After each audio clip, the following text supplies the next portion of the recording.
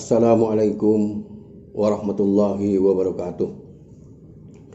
Alhamdulillahirabbil alamin, wassalatu wassalamu ala asrofil anbiya'i wal mursalin wa ala alihi wa sahbihi ajmain. Keluarga besar SMK Barunawati yang dirahmati Allah, alhamdulillah pada pertemuan yang keempat kali ini kita melanjutkan materi tentang kegiatan Pondok Ramadan.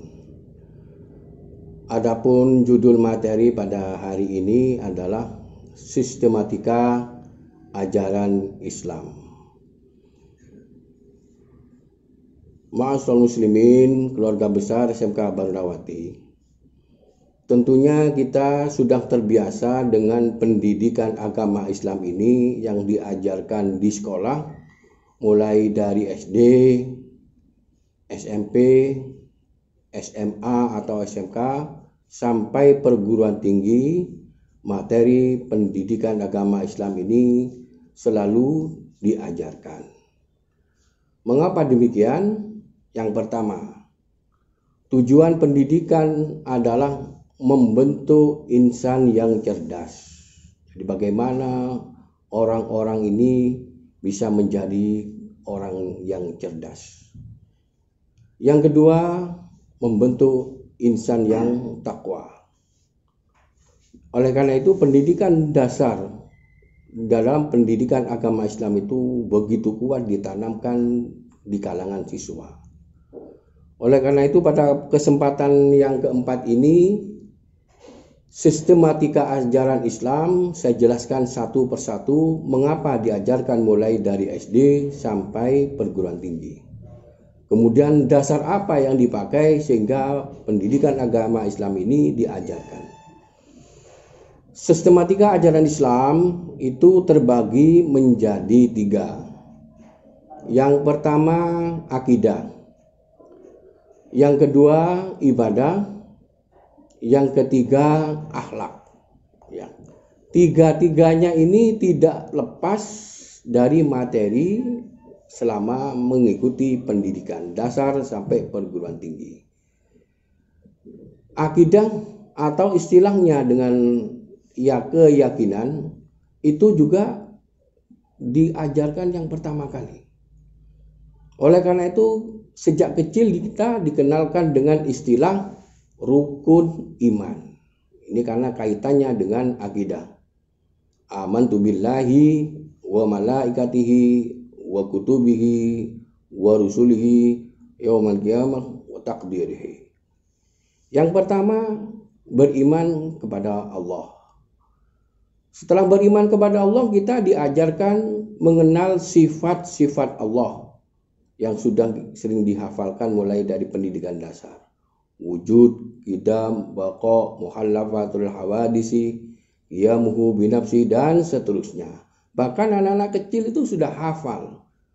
Dan sering kita dengar di musola sampai menunggu sholat berjamaah, pujian-pujian ini diperdengarkan dengan begitu indahnya. Dikenalkan sifat-sifat Allah. Juga dikenalkan dengan nama-nama Allah yang disebut dengan Asmaul Husna. Hikmah dikenalkannya Asmaul Husna ini yang pertama bisa sebagai doa, bisa sebagai dzikir kepada Allah, juga bisa dijadikan nama anak yang baru lahir. Misalnya sifat Ar-Rahman, kemudian kita beri nama menjadi Abdurrahman. Sifat Ar-Rahim, kemudian kita beri nama menjadi Abdul Rahim. Sebagai wujud syukur Allah atas dikaruniakannya anak, maka anak kadang-kadang diberi nama dari Asmaul Husna.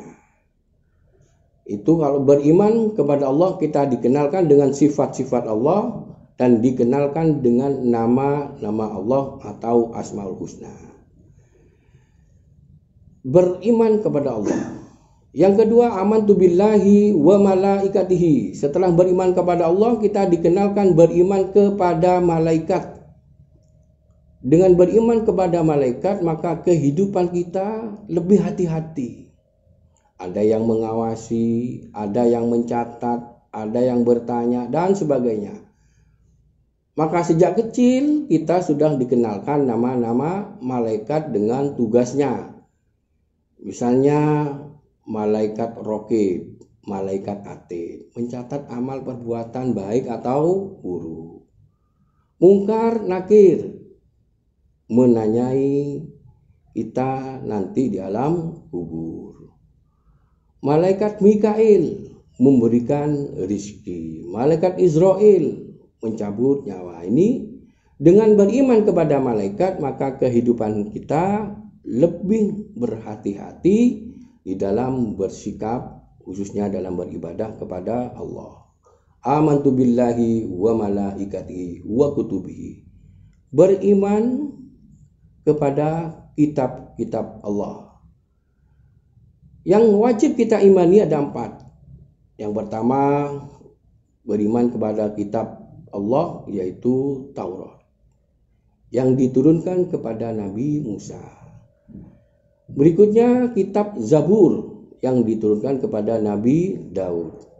Dan yang ketiga, beriman kepada kitab Injil yang diturunkan kepada Nabi Isa. Dan sebagai penyempurna di antara kitab-kitab tersebut di atas tadi, turunnya kitab suci Al-Quran sebagai pelengkap penyempurna yang kita baca sehari-hari ini.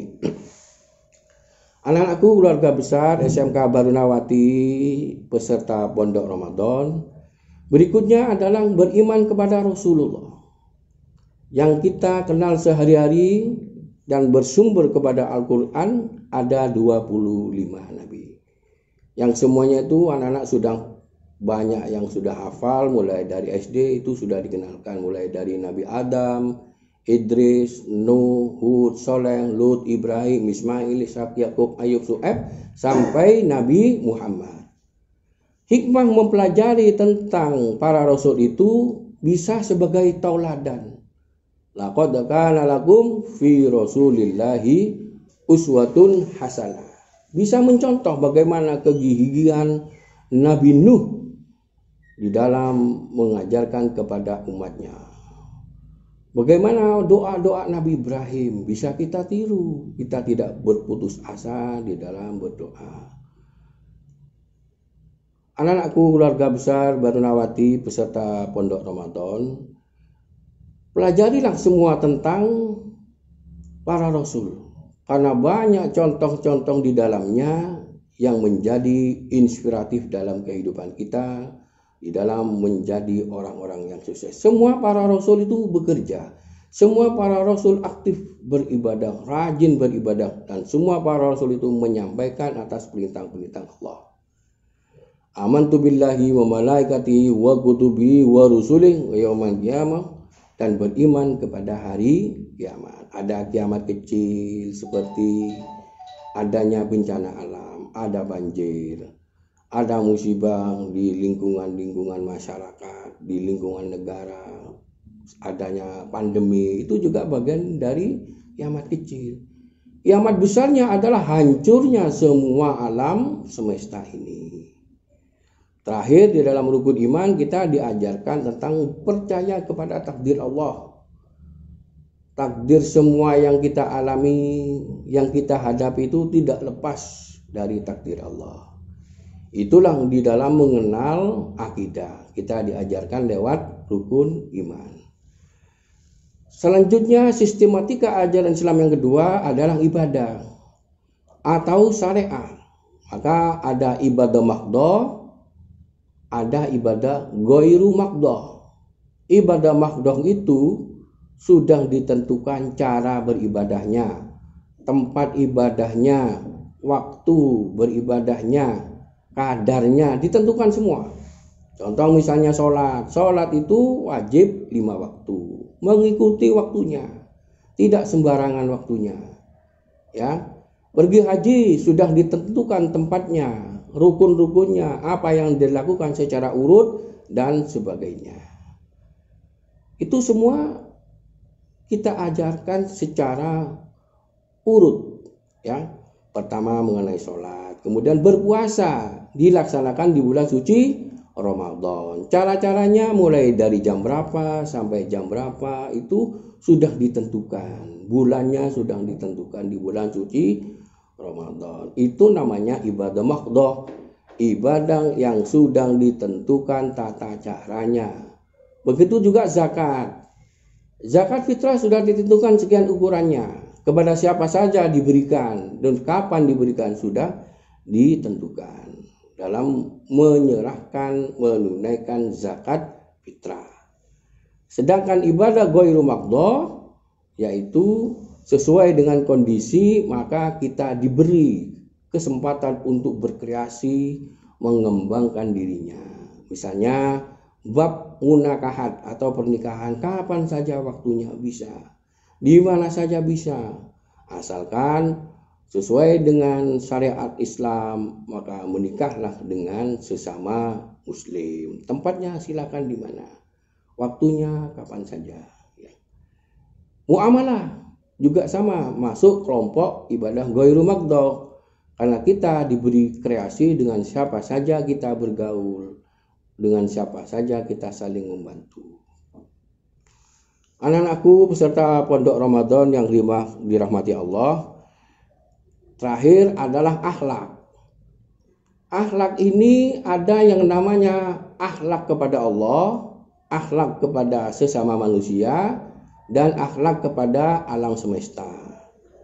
Akhlak kepada Allah yang paling penting, yang paling pokok adalah yang pertama, tidak berlaku musyrik atau mempersekutukan Allah. Itu berdosa besar bagi siapa yang melakukan tindakan musyrik. Yang pertama. Yang kedua, melaksanakan perintah Allah. Maka barang siapa yang tidak sholat, sama saja halnya dengan tidak memiliki akhlak kepada Allah. Yang kedua, menjadi hamba yang tidak bersyukur. Akhlak kepada manusia juga sama. Akhlak kepada orang tua, akhlak kepada guru, ada akhlak kepada tetangga, ada akhlak dengan teman, akhlak kepada orang-orang yang sudah meninggal pun kita masih memiliki kewajiban berakhlak. Yang terakhir, berakhlak kepada alam semesta. Itu artinya kita harus menjaga alam semesta ini dengan baik, harus mengelola dengan baik dan bertanggung jawab apa yang kita lakukan terhadap alam semesta ini. Jika engkau merusak alam semesta, maka alam semesta pun akan melawan kita, seperti hanya banjir, gempa, longsor. Itu karena ketidakseimbangan kita di dalam mengolah alam semesta.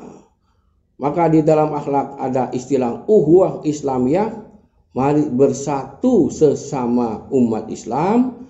Ada ukhuwah watoniyah, bersatu sesama umat Islam yang berbeda ataupun yang sama agama, satu bangsa. Dan ukhuwah watoniyah, bersama di dalam kesatuan bangsa. Terakhir, ukhuwah insaniyah, yaitu bersatu sesama umat manusia, berbeda agama pun wajib kita bersatu, berbeda suku pun wajib kita bersatu, dan berbeda bahasa pun harus kita bersatu. Ukhuwah Islamiyah, ukhuwah watoniyah, dan ukhuwah insaniyah. Inilah sebagai penutup kegiatan Pondok Ramadan pada hari ini. Kurang lebihnya mohon maaf yang sebesar-besarnya. Mudah-mudahan kita berjumpa kembali dengan bulan suci Ramadan. Aku qauli hadza wastaghfiru innahu huwas samiul alim. Assalamualaikum warahmatullahi wabarakatuh.